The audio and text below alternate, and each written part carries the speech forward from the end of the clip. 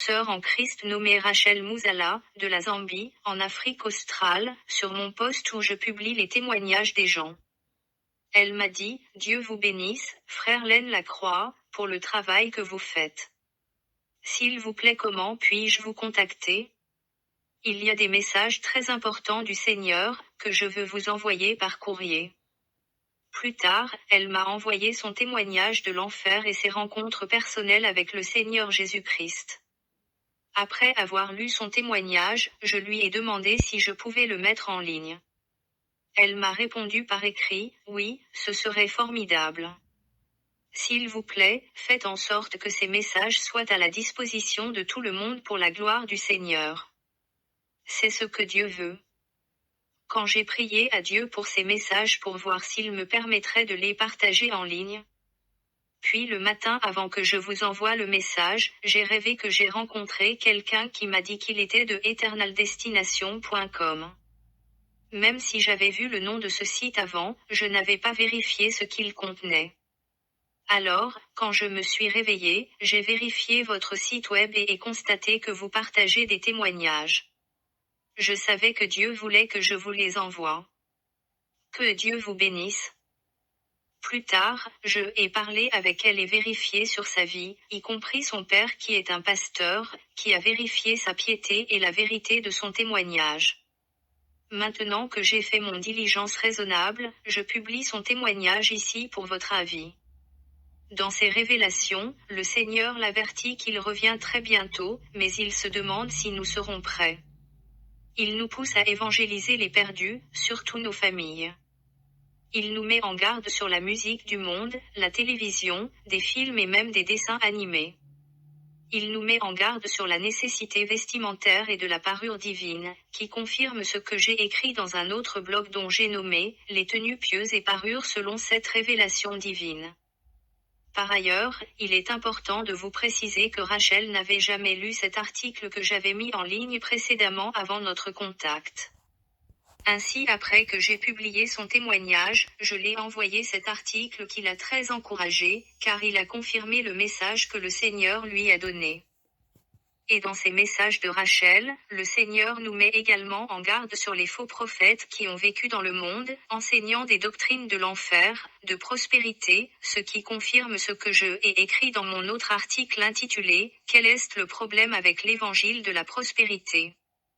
Enfin, je aimerais mentionner que le Seigneur l'a aussi certifié qu'il est celui qui a montré à Angelica Zambrano, l'enfer et le paradis, confirmant les articles que j'ai écrits à son sujet. Maintenant, je voudrais partager avec vous tout le témoignage de Rachel sans autre commentaire, qui est également disponible en vidéo. Je viens plus tôt que vous le pensez, mais la question est, serez-vous prêt? Rachel. En décembre 2011, le Seigneur nous a fait grâce, mon frère et mes sœurs et moi, de revenir à lui. Bien que notre père soit un pasteur, nous avions tous rétrogradé et nous nous étions détournés du Seigneur. Nous prétendons être des chrétiens devant nos parents et à l'église, mais nous vivions une vie de péché à l'école et à l'absence de nos parents. Nous mentions et faisions tout à notre guise. Mais Dieu nous a fait grâce. C'est un miracle, 2 de mes sœurs et un de mes frères, et moi-même, nous nous sommes repentis et réincarcérés à Dieu. Lorsque nous nous sommes réengagés pour Dieu, nous avons décidé de le chercher dans la prière fervente. Nous voulions faire l'expérience de sa puissance. Nous étions convaincus que si nous lui cherchons véritablement, il se révélera à nous et nous parlera aussi. Nous voulions vraiment le baptême du Saint-Esprit. Un jour pendant qu'on priait, ma plus jeune sœur Loïse, qui va prendre 10 ans d'ici là, dit-elle voyait des anges. La présence de l'Esprit Saint a rempli la salle et mon autre sœur cadette Séphora a commencé à parler en langue. C'était incroyable, mais je me suis sentie à l'écart parce que nous avions demandé, mon frère et moi, le baptême du Saint-Esprit ce soir-là. C'était comme si Dieu nous ignorait. J'ai crié à Dieu, lui demandant de ne pas s'en passer de moi pour me mettre à l'écart. Il a ensuite donné à ma sœur Séphora un message disant, dites à Inoge, qui est mon autre nom, que je peux entendre ses prières. Dites-lui de continuer à prier et de ne pas se décourager. Baptisé du Saint-Esprit. Plus tard, nous avons décidé d'aller sur une période de 5 jours d'affilée pour chercher Dieu. Pendant ce temps, nous lisons la Bible, chantions des louanges et des adorations, et prions ensemble, nous quatre. J'ai lu tous les versets que je pouvais trouver qui parlaient que Dieu répond quand on crie à lui. J'ai lu aussi tous les versets qui parlent du baptême du Saint-Esprit. Je voudrais demander à Dieu la fusion du Saint-Esprit. Mon cœur pleurait toujours à lui pour moi. Mais il était silencieux. Je ne comprenais pas. Ce n'est que le 5e jour de notre rallye de prière que cela est arrivé.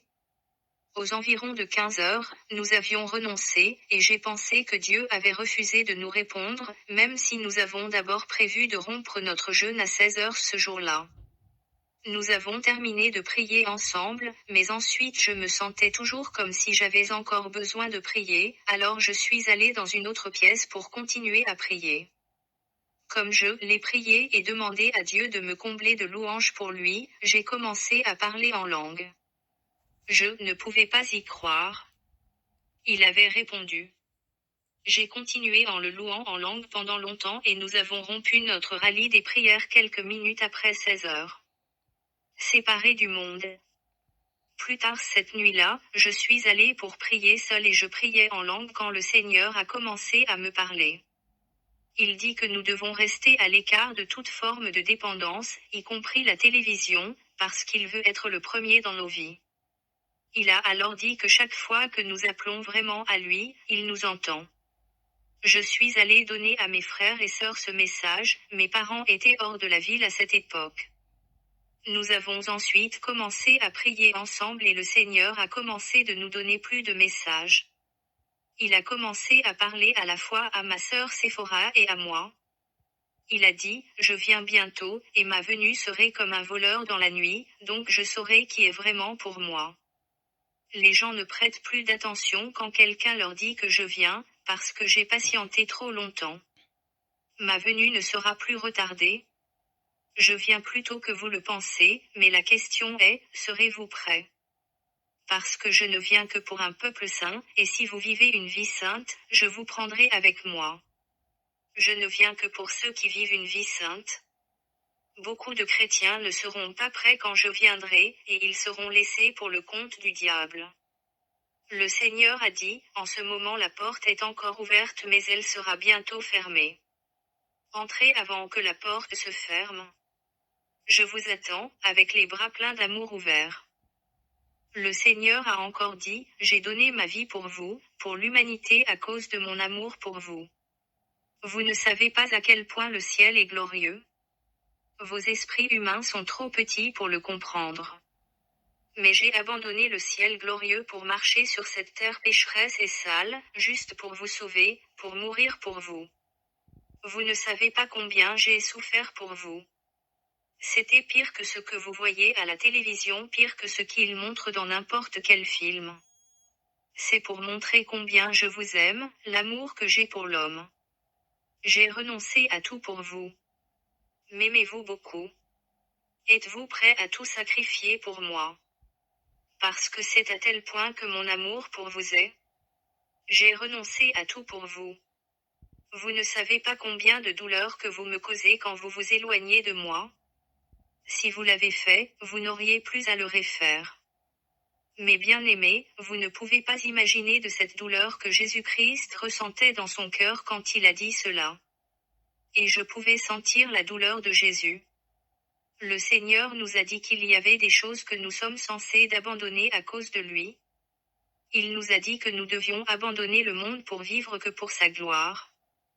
Le Seigneur a dit, vous devez être séparés du monde, parce que vous êtes la lumière du monde. Comment la lumière peut être appelée lumière, si elle est comme les ténèbres? Vous devez être différent pour être une lumière pour le monde. Apostasie et de faux prophètes. Le Seigneur Jésus a dit, l'apostasie est sortie dans le monde. Beaucoup de faux prophètes sont venus dans le monde enseignant des doctrines de l'enfer et conduisant beaucoup d'âmes en enfer. Vous devez être prudent et ne pas suivre des miracles. Ne vous ai-je pas prévenu dans ma parole que ces faux prophètes viendraient? Et maintenant ils sont ici, prêchant seulement la prospérité et ne condamnent jamais le péché. Tous les prédicateurs ne parlent maintenant que de la prospérité et de l'argent. Mais est-ce pour de l'argent vous allez laisser votre âme brûler en enfer? N'ai-je pas dit de vendre tout ce que vous avez et de donner l'argent aux pauvres et de me suivre? L'argent est la racine de tous les maux. Ne soyez pas séduits par de l'argent. C'est ce qui a séduit beaucoup de prédicateurs. Tout ce qu'ils se soucient est de remplir les poches et en remplissant leurs églises, mais ils n'ont jamais prêché la repentance. Je sais que pendant que vous êtes sur la terre que vous allez avoir besoin d'argent, et je vais vous donner juste assez dont vous en avez besoin. Le reste de vos trésors sera dans le ciel, qui est le coffre-fort. Toutes les richesses intarissables pour vous seront stockées dans le ciel où la teigne ne peut pas détruire. Cette terre va être détruite par le feu, et rien ne sera laissé au repos. Le Seigneur m'a dit, mon cœur me fait mal pour toutes les âmes qui sont conduites en enfer par de faux prophètes. Il y a beaucoup des faux prophètes et très peu de pasteurs qui prêchent ma parole. Très peu prêchent la repentance et la sainteté. Il n'y a pas d'importance si les faux hommes de Dieu ont de nombreux adeptes ou qu'ils font des miracles. Même Satan peut accomplir des miracles. Ne suivez pas les miracles. C'est pourquoi j'ai dit dans ma parole que beaucoup viendront à moi au dernier jour et me diront, nous avons effectué des miracles par ton nom, mais je les répondrai, je ne vous connais pas.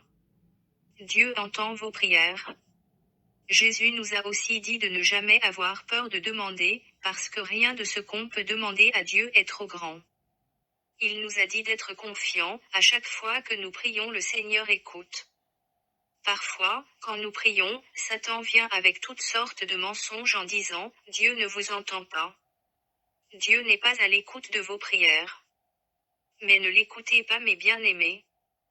Parfois, Dieu reste silencieux, pendant qu'il entend vos prières. Il nous a dit, quand vous priez, parfois, la réponse peut venir immédiatement, mais d'autres fois il peut prendre un certain temps, parce que moi Dieu je veux que la personne soit patiente et me fasse confiance. La réponse viendra toujours, parce que c'est ma promesse que quiconque demande reçoit. Danger d'idolâtrie. Le Seigneur nous a dit le danger de l'idolâtrie. Mon jeune frère était dans une école catholique. Elle est l'une des meilleures écoles de mon pays, mais ils ont été forcés de commettre l'idolâtrie. Ils avaient tous célébré la messe et se prosternaient devant les statues. Jésus nous a instruits et que mon frère a dû quitter l'école et se repentit de l'idolâtrie. Si vous commettez l'idolâtrie d'une manière ou d'une autre, s'il vous plaît repentez-vous. Si vous ne le faites pas, il vous faudra l'enfer. Ne pas aimer ou donner votre dévotion à quelque chose plus que Dieu. Il devient une idole. Le Seigneur veut être le premier dans votre vie. Il nous a aussi dit que l'Antéchrist sera bientôt là et séduira beaucoup de gens. Jésus a dit l'Antichrist va faire beaucoup de choses blasphématoires, mais le Seigneur lui écrasera. Jésus a dit, l'Antichrist est déjà là, et beaucoup de gens sont déjà en train de le suivre. Ils ne savent pas qu'il est l'Antichrist, et des millions de gens le suivent aveuglément. Il s'installera très bientôt, mais je suis aussi très dans les derniers instants de mon retour. Évangéliser les perdus. Le Seigneur dit alors qu'il est du devoir de tout chrétien d'évangéliser les perdus. Il a dit beaucoup sont perdus et vont à la damnation éternelle, en enfer, à la destruction, et il est de notre devoir de les avertir et les laisser faire leur propre choix de l'endroit où ils veulent aller. Le Seigneur Jésus-Christ a dit que nous ne devrions jamais juger quelqu'un et dire qu'il ne se repentirait jamais, même si nous les annonçons l'Évangile. Il a dit, comment savez-vous qu'ils ne peuvent pas se repentir? Ce n'est pas de votre devoir de juger. Jésus nous a dit, vous devez avertir les gens à se repentir et ne pas avoir peur de prévenir personne parce que vous avez peur qu'ils vous haïssent. Beaucoup vous haïront, même beaucoup de membres de vos familles vous haïront, mais vous devez les mettre en garde. N'ayez pas peur de perdre l'amour de quelqu'un, parce que mon amour dépassera tout l'amour qu'il vous aurait donné. Mon amour est plus pur que l'or. L'enfer est un endroit terrible, et si vous aimez vraiment quelqu'un, vous préfériez mieux qu'il soit blessé maintenant par votre avertissement afin qu'il ne parte pas en enfer. Seul juge. Mais vous devez avertir tout le monde, afin qu'ils puissent prendre leurs propres décisions. Dites-leur la vérité. Avertissez-les, et ceux qui croient viendra à moi tandis que pour ceux qui ne croient pas, ce sera pour leur propre jugement, un moment qu'ils regretteront éternellement en enfer, dit le Seigneur. Avertir l'humanité de l'enfer. L'Éternel nous a dit qu'il était celui qui a montré à Angelica Zambrano le ciel et l'enfer et que son témoignage est vrai. Il a dit, beaucoup de gens disent qu'il n'y a pas d'enfer parce que le Seigneur est un Dieu miséricordieux. Il est vrai que Dieu est miséricordieux, mais il punit ceux qui se détournent de lui. Comment peuvent-ils parler de mes jugements, quand ils ne savent même rien de moi? Quand ils n'ont même jamais connu mon pouvoir? Il y a un véritable enfer et vous devez avertir l'humanité. Laissez-les faire leur propre choix. J'ai fait visiter beaucoup de gens le ciel et l'enfer afin qu'ils reviennent témoigner, mais pourquoi l'humanité ne les croit pas? Pourquoi doutez-vous de leur témoignage? L'enfer est un endroit terrible et ce n'est pas mon souhait que quiconque termine sa course là-bas. Lorsque le Seigneur dit cela, j'ai senti sa douleur, j'ai senti son cœur douloureux pour le monde qui est séduit par de faux prophètes qui ne parlent que de la prospérité, sa compassion sur ces gens qui sont trompés. Une de mes amies était morte quelques mois plus tôt, et le Seigneur m'a dit qu'elle est en enfer. Elle a vécu une vie de péché et je n'avais jamais pris la peine de partager l'évangile avec elle. Ça me blesse tellement d'entendre ça, et j'ai juste pleuré à Jésus de me pardonner pour ne pas l'avoir averti, de son mode de vie pécheresse. Le Seigneur a dit, vous ne devez jamais avoir peur de prévenir qui que ce soit. Si vous avez un proche qui vit dans le péché, je vous dis que c'est mieux pour vous de lui dire la vérité et qu'il vous déteste pour cela. Vous lui avez donné l'occasion de prendre sa propre décision. Faites-le dans un amour et compassion qui les attireront à Dieu. Cœur disposé et obéissant recherché de Dieu. Le Seigneur nous a dit qu'il ne se soucie pas de nombre des âmes que contienne une église, qu'elle soit grande ou petite. Parce que la seule chose qu'il respecte est sa parole, il ne se soucie que de l'obéissance à sa parole. Il a dit, je peux utiliser n'importe qui, même une pierre. Tout ce que je veux, c'est un cœur bien disposé. Il nous a dit, j'ai promis dans ma parole que ceux qui croient en moi feront même de plus grandes choses que j'ai faites. Ma parole ne change pas. Je cherche les vases utiles. Tout ce que je veux, c'est un cœur disposé que je vais utiliser. Il nous a aussi mis en garde contre l'orgueil. Le Seigneur a dit, quand je commence à utiliser n'importe qui, cette personne ne doit jamais se considérer comme spéciale. Tout le monde est au même pied d'égalité pour moi, et j'utilise tout vase disposé. Vous ne devez jamais être fiers de peur que je vous écrase. Le Seigneur nous a dit que Satan est impuissant devant lui, rien de plus qu'une puce. C'est pourquoi nous ne devrions jamais avoir peur de Satan. Le seul pouvoir qu'il a, c'est ce qui lui a été donné. Il a été autorisé à vous tester et le Seigneur saura si vous êtes vraiment ses fils. Le Seigneur m'a ensuite montré une épée et il a dit que nous allons vaincre l'ennemi en utilisant cette épée. Révélation de l'enfer. À cette époque, ce sont les messages qu'il nous a donnés pour le monde, mais plus tard, en septembre 2012, lorsque nous avons eu des prières, le Seigneur s'est manifesté à nouveau en notre présence. Nous étions en train de prier à la maison avec quelques frères et sœurs de l'Église, et avions pleuré à Dieu toute la journée. Nous avons prié jusqu'à minuit. Ma sœur Séphora et moi étions sur nos genoux côte à côte, priant juste avec tous nos cœurs quand tout à coup une lumière très brillante est descendue du ciel. La plupart des gens dans la salle l'ont vue. Immédiatement cette lumière est descendue, et s'est arrêtée là où ma sœur et moi étions à genoux. C'était comme si le couvercle de l'enfer avait été ouvert. Soudain, nous avons entendu des voix qui hurlaient, des milliards et des milliards de voix hurlaient à l'agonie. Tout le monde dans la salle a pu entendre les voix. Nous avons été horrifiés parce que nous avons su que c'était des voix de l'enfer. Je ne sais pas comment nous les avons su que c'était des voies de l'enfer, mais dans le domaine spirituel, vous prenez conscience et vous êtes au courant des choses que vous êtes censés d'ignorer charnellement. En d'autres termes, l'ignorance n'existe pas dans le monde spirituel. Tout à coup vous savez tout ce que Dieu veut que vous sachiez. Simplement vous êtes au courant de tout. Nous avons commencé à prier Dieu, demandant la miséricorde. Quand j'ai ouvert ma bouche, j'ai instantanément commencé à parler en langue. Le Seigneur a alors commencé à nous parler, ma sœur et moi, nous donnant des messages à donner à tout le monde qui était dans la salle, à son Église et au monde entier. À cette époque, seule ma sœur et moi pouvions entendre les cris et les gémissements de l'enfer. Il y avait des milliards et des milliards, d'innombrables. Ils criaient tellement en agonie. Certains criaient comme s'ils avaient été étranglés. D'autres criaient, le feu. Feu.